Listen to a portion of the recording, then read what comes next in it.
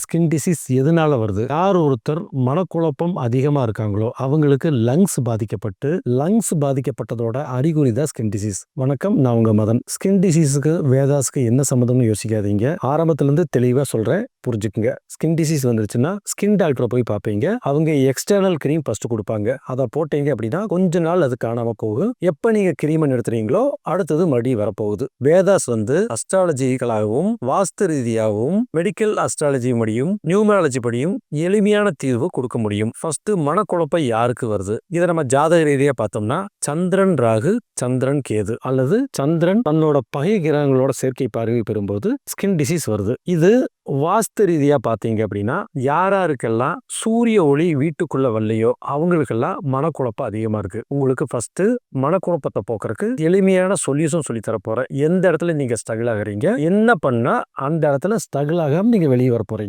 அடுத்தது மெடிக்கல் ரீதியா உங்க லங்ஸ் பாதிச்சிருக்குது. அந்த லங்ஸுக்கு என்னென்ன ஃபுட் எடுத்துட்டீங்கன்னா அந்த லங்ஸ் தன்னோட வேலையை ஸ்பீடா செய்ய ஆரம்பிக்க வைக்க முடியும். அடுத்தது சூரிய ஒளியை எந்த டயத்துல நம்ம வீட்டுக்குள்ள அனுமதிச்சா நம்மளோட மனக்குழப்பம் தீர்ந்து ஸ்கின் டிசீஸ் காணாம போகுது. வேதாஸ் மட்டுமே உங்களோட ஸ்கின் டிசீஸு கூட முழுமையான தீர்வு கொடுக்க முடியும். நன்றி.